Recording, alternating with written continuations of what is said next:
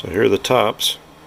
Got all the black on them now. I just got to go back and mask them and paint the brown on there and clear coat the whole thing, and hopefully that'll be in good shape. Well folks, I got a nice day to be able to paint the tops of my cans and my top cover. And the tops of the cans turned out pretty good. Of course, the hardest part to mask is the one that had to F up. The clear coat crazed all of the black paint on this cover. So I'm going to wind up having to strip the whole dang thing back down again. And I'm not going to do it today. So, I don't know. That really aggravates me. The rest of it turned out pretty decent though. That's what I have to go through, see? That's the sort of stuff I have to go through. You think something should be easy, and other than the masking of that was a real pain in the butt. It wasn't all that bad, but yeah. And the thing was, it was all the same Rust-Oleum paint, so it should have went with each other okay. I don't know. I don't get that. So, first when I did this big one, I had shot the whole thing in black. I think I have a picture of that.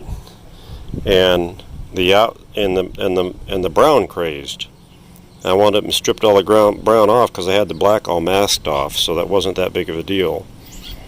So I stripped all of the black and the brown off in the center, unmasked it, shot the clear. The brown stayed fine. Nice gloss, but the outer edges crazy. I'm not getting this part of it done today. That's what I was hoping to get done today, was all these pieces done and painted, so I'd be ready to go together when I'm ready to go back together. But the forecast for the next couple of weeks is highs in the upper 30s and low 40s, so unless I shoot it in the house, it is not happening. My wife's done told me you're not shooting it in the house. So, anyway. Hey guys, I thought I'd show you the latest addition to my workshop area here. And disregard that little plastic bin there and the little hot and fresh popcorn popper, because it's in a section full of junk over there. You can see some lampshades. But I wanted to show you my newest little bench that I made. And there was Moose crashing the video like usual. Anyway, the 2 3-drawer sections, those are really heavy duty little sections, ball bearing drawers, all plywood, 3/4 inch plywood construction. There's no particle board in those. I bought each of those for $5 at a little antique flea market thingy. And so then I went to my local lumber yard and bought some 3/4 inch plywood and made a top for it and a backrest for it, and I screwed some magnets on it and got some of my wood clamps on there. And then the other thing I bought was those 2-drawer, there's 3 of them there, very nice size cabinet made up of 3 sections that I screwed together. And those are going to be perfect for me to put tubes in. Been trying to find something to put tubes in, and that's going to be perfect for them. I can label it with the type of tubes I'll have in there. So I want to show you that. I don't have a whole lot of investment. Those 2-drawer things were $5 each, so I had $15 in the drawers, and then another $10 in the base cabinets. I think, and I spent $22 for the 2 2x4 3/4 inch sheets of plywood. So not much money invested in that addition. Gives me a little bit more workspace. And then over here on the side, I got that stuck in there, that plastic with drawers in there too. And this is all next to my wooden bench here. And then of course as the rest of it, we get into the rest of the junk. So okay guys, so we're set up on the overhead tripod. We're going to check some resistors. The other thing that we're going to check is going to be the filter choke. I missed it. Don't ask me how I missed it, but I missed it. I guess I'm not that good anyway, so it doesn't shock me that I missed it. But in the schematic, if I can find it here, and if I can get so you guys can see it without glare on it. Right here, these are the two sections of the filter choke, and I didn't check those before. And where they are here is coming out of the bottom right here. That's these right here. This is the filter choke. So we got to check that. So according to the schematic, go back to that again. Get the right one here again. I got too many pieces of paper here on my workbench. So looking at the schematic here, on the section between with the green, yellow, and the blue, we should be getting about 300 ohms. On the other section with the white and the black and white, we should be getting about 2,500 ohms. So hopefully, after everything I've been through, this thing isn't open. So let's see. It was the green and yellow and the blue. Now this is the green and yellow right here, and the blue one is, I'm sorry, that's the blue one, and this one is the green and yellow one. We got 318.8 ohms. We were supposed to be 300, so that's good. And so then the yellow, or the black and white, and the white, the black and white, and the white right here. Oop. And we've got 2696, so almost 2700 ohms, 2.696, and it was supposed to be 2500 ohms, so we're certainly within tolerance there. So thank God our filter choke is good. So now we're going to check some resistors, and I have values on this particular print for these resistors. So we're going to go ahead and get started. Now this resistor and this resistor are the second AF bias resistors. And let me see what those should be. The yellow one is supposed to be 7500. And I want to call this the yellow one, obviously, because it's got yellow on it.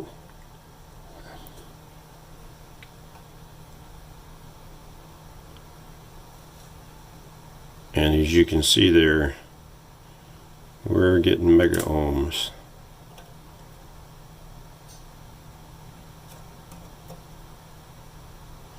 So that one appears to have an issue.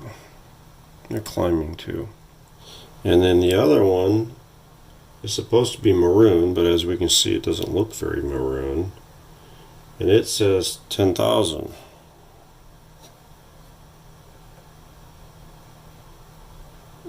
And that one also looks like it's open. Now, there's a note on this that says the yellow was replaced with the 40,000 ohm white. The maroon was replaced with the black 65,000. And it says those were replaced as a pair that way. So I have to do a little bit more research before I go condemning everything here, but it would appear just based on my checks that these aren't even close. So I think those two are bad. I just got to make sure I get the right ones back in there that need to be in there. This one is, first of all, there was a, it looks like there should be one here. One of my earlier schematics and diagrams, it says that was only on the very early models, which this is actually one of the early models, but apparently not that early because it's not physically there. It doesn't look like it's there. It doesn't look like it ever was there because This terminal looks like it's never had nothing on it. They're using this terminal as a tie point, it appears. So we're not worrying about this one. So this one, and this was a bleeder resistor. Okay. So back to this one. These are supposed to be the first. This is the first AF filter resistor, and it's supposed to be 30K. So let's see what we get here. We're at 51K. So we're kind of out of tolerance on that one. Next one is the detector filter resistor, and it's supposed to be 65K. I wrote that on there because that's what it's supposed to be. And we're low. Now typically resistors don't go low, they go high. So there might be something else in the circuit that's pulling this one down. So I'm not going to be real overly concerned about that one, but I'm going to note what it is here. Okay, the next one we're going to look at is going to be this black one right here, and it's supposed to be 65K. It's the detector coupling resistor. And let's just see what we got here. I wrote on it 65K because it's supposed to be. Oop. I get a good connect. That can't slide enough. It's 99K. So that one apparently has gone high. And then this one up here, that's the first AF grid leak resistor. It's supposed to be red and blue. I can see it's red and blue. It's supposed to be 100K. We're at 117K, so that's within tolerance, so that one's okay. And then we've got a detector bias resistor, which is this one right here, which is supposed to, it says it's a blue one, but it's certainly not blue. It's supposed to be 100K, and we're 51K. So again, it's low, but it's also not blue. It's actually white with yellow. Anyway, it's supposed to be 100. Now, let's see if there's anything else here from a resistor standpoint that we need to be looking at.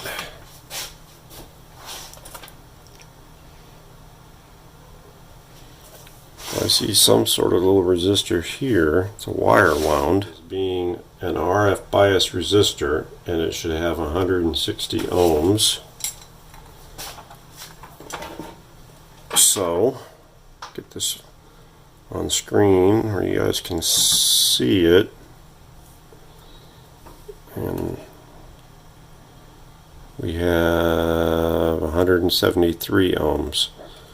So that's good. Okay, so now we're going to check a couple of these wire wound resistors. I checked that one at 160. It was supposed to be 160 and it was 173, so that's close enough. Now we're going to check, there's one under this cardboard right here, and then there's another one underneath this cardboard here. Let's check this one here first. Pretty sure after tracing this that we're this one right here at this 850 ohm. So let's take a look. I got one of my leads on here. We're going to stick it on here. About 831 ohms as measured through that solder joint, which is pretty close. So I'm happy with that. And then let's check this other one below it.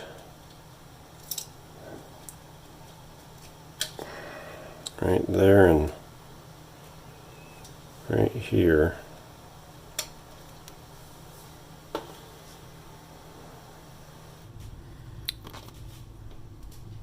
Yeah, I was pretty sure that this was the one that it was. This 4,000 ohm. Because I traced the wiring back down and it's on the back side of this volume control. And I think it's open. Or super high resistance anyway. So I might have to pull that one off and take a look at it. Might just be a bad solder joint too. I'll have to take it off, take a look at it.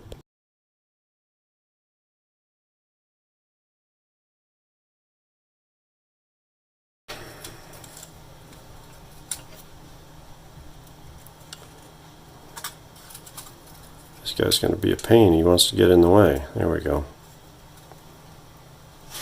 Put my magnifier in here and take a look, see if I see anything. Maybe where you guys can see it too. There you go. Looking at this coloration. Take this cardboard off this opposite side here. See what we look like on this side. Okay, I'm going to just check this out a little bit differently and see if we get a different reading. Let's see if I can connect this somehow differently. We're not going through that solder joint. Let's see what we get.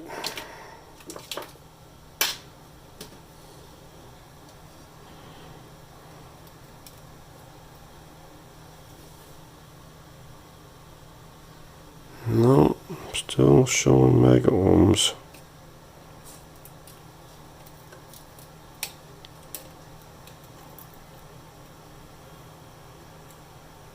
Now we're getting somewhere. Get this out of your way so you can see what I'm looking at here. I'm looking at 372K. We're getting closer, but no cigar. Okay, so we're back. If you notice, my meter is now saying 3,400 ohms. It's supposed to be 4,000, but what I had to do in order to do that, I heated it up because it appears, and I'm not familiar with this old stuff like this, so forgive me if I sound ignorant. So it looks like this is riveted, right? That's a rivet. It looks like instead of having the wire directly soldered to this, that somehow that they were relying on mashing this, squeezing this coil of wire under that and trying to get it approximately where they wanted it to go. So I figured I would first I reheated the solder, right? Reflowed the solder, didn't help it any. So I took the other lead off and tried it, and it didn't help it any. So then I just stuck my soldering iron right in that rivet and heated it up till the paint started burning off, and I took and scraped that off, and then I noticed it's loose now, right? Put my lead on there and just wiggle it around to see if that would make some sort of a contact that would get me close to the 4,000 ohm, and didn't do anything. So then I decided obviously I'm not getting contact between these and the wire. So that last time what I had done was just took my alligator clip and let it bite into the wire right there on each side of these, and that's where I got the 3,400. So I think I can make this work, but I'm going to have to do a little bit of work to it. I may have to take these off, clean the wire better right there, and literally soldered this and put a screw through it to hold it back in place on each side. I'm going to give it a shot. I mean, it's not going to work the way it is right now anyway, but if I can make it work, then that's what we'll do. So I think that's what I'm going to try next. Okay guys, so here's what we got. This is that wire wound resistor that we were looking at. I took my die grinder, if I can quit bumping this magnifier, you were looking at this through my magnifier. I grinded the rivet off. That left me with this. Okay. Here, if you can see that, is the wire. This is the wire that was not making contact. Now, what I did, you can see it looks kind of shiny. I think you can see that. Not sure how that's coming through on the camera. But I sanded that wire. I cleaned that wire up. So what I'm planning on doing is either soldering it right to this, which is I think what I'm going to try to do, or solder it to a star washer and then put this back on here with a screw. So I'm going to do that and see what we get. Alright, I think I got it. So I'm going to show you through the magnifier here. Hopefully we can get it where you can see it without the glare. So what I did was I took a star washer, I soldered the wire to the star washer, and then I put a screw up from the bottom side and a nut and tightened it down about as tight as I could get it. Once I did that, I took some epoxy, and where I had to pull the wire off of this a little bit in order to get some slack to be able to do anything with it, I epoxied it back down to stabilize it. And then I epoxied the nut and all around the nut just to stabilize it, and on top of the nut and the screw, just so it doesn't come loose. And here's what I got. It's almost 3850. Now this is supposed to be a 4000 ohm wire wound, but it obviously has plus or minus tolerance on it. I think the 3.8 versus 4 is going to be close enough. Take you off of the magnifier and probably get you closer anyway that way. So I didn't have to do this other side right here. I just did this one and then I tested it. And at 38, 37, I'm close enough. I'm not going to worry about doing this one. This other one was the one. This one was the one that I loosened up by heating it. So I have to assume it was the bad one anyway, for me to get as close as I did. So that's what we got, and I think I'm going to keep it.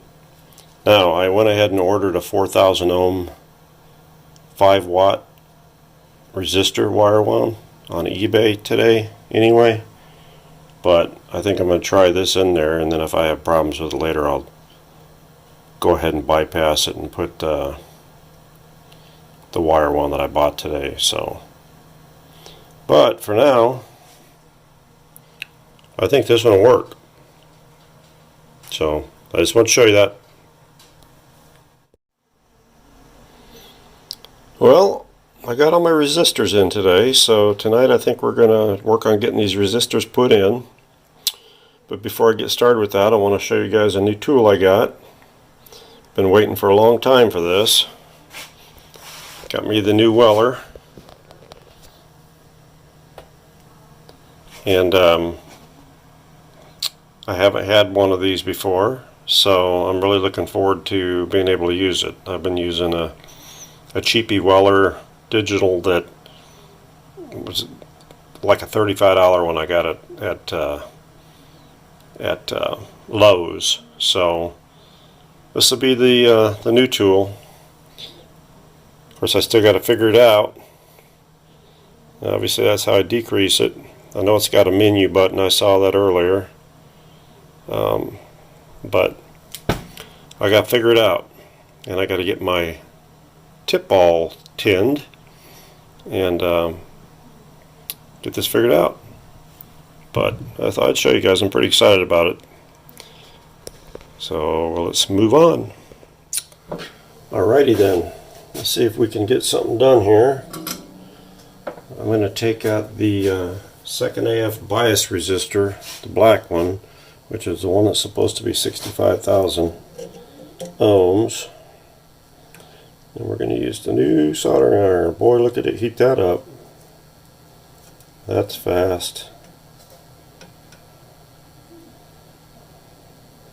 Probably should be using a solder sucker.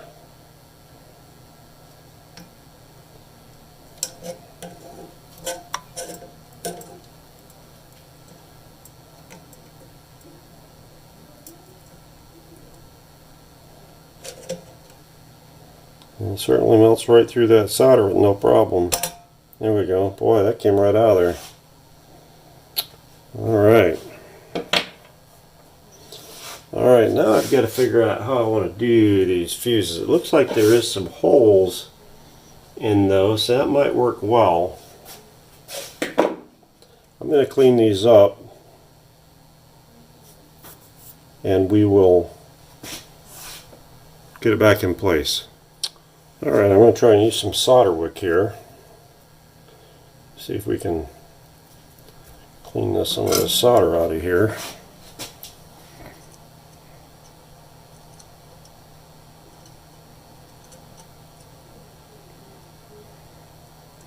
See how all this solder wick works here. Looks like working pretty good.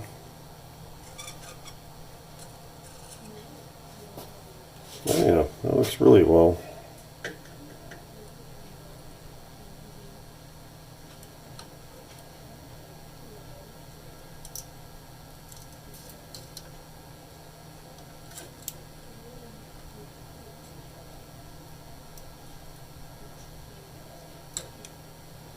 Yeah, that worked really good.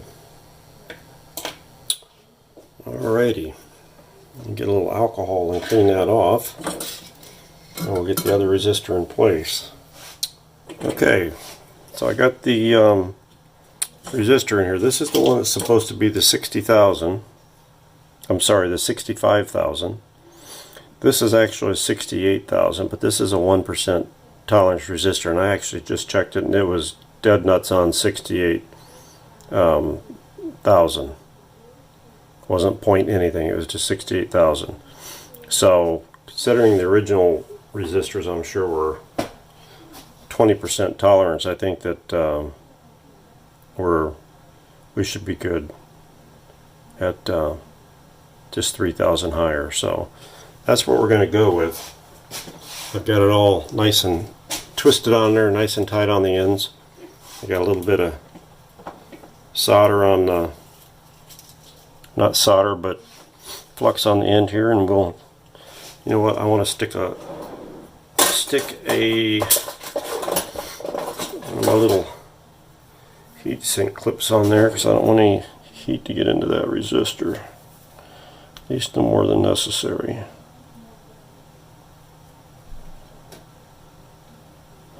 Okay.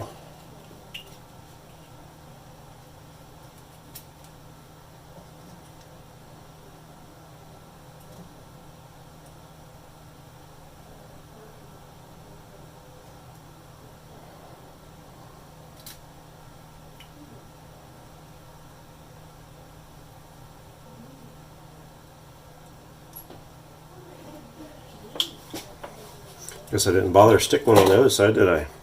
I guess I could have done that, but I didn't do that. So I got another one in here, and I think next one I will do that with. But that's the way we're going to go. So I'm going to go ahead and get these next few resistors out and ready to be soldered in, and I'll bring you back.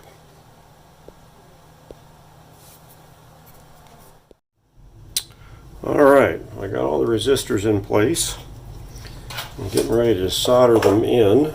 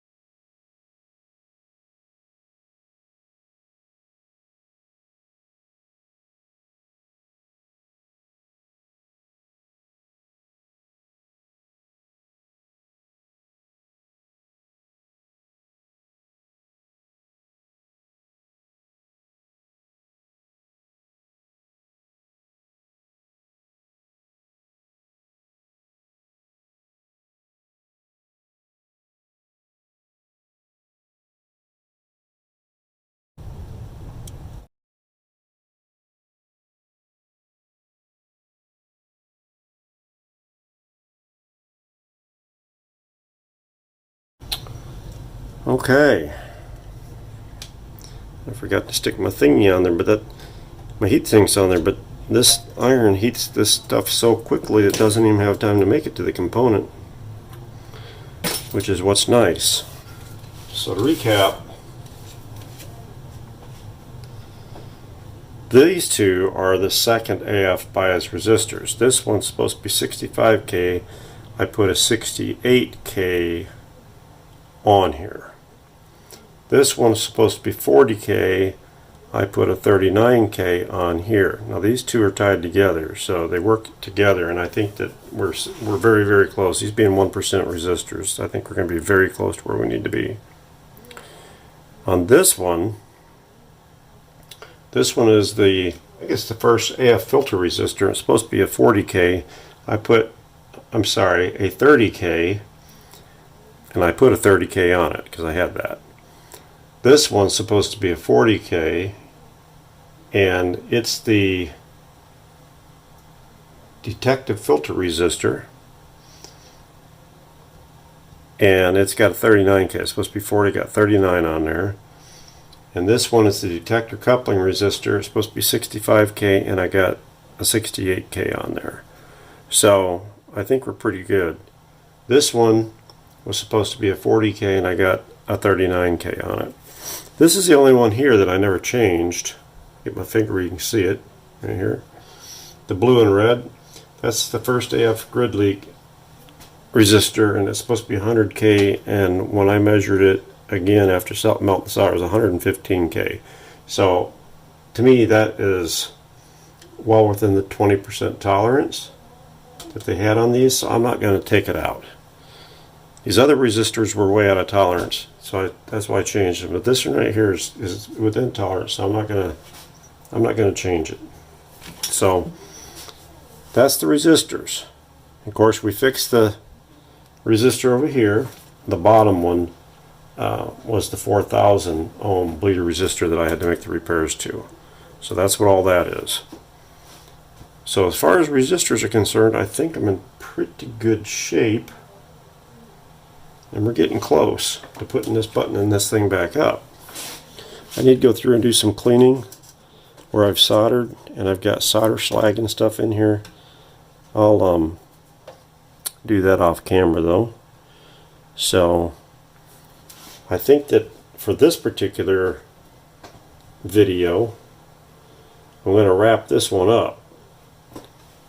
So from Greg at Greg's Vintage Workshop, I thank you for watching, and we will start putting this thing back together and checking some voltages on it in the next video. Thanks for watching.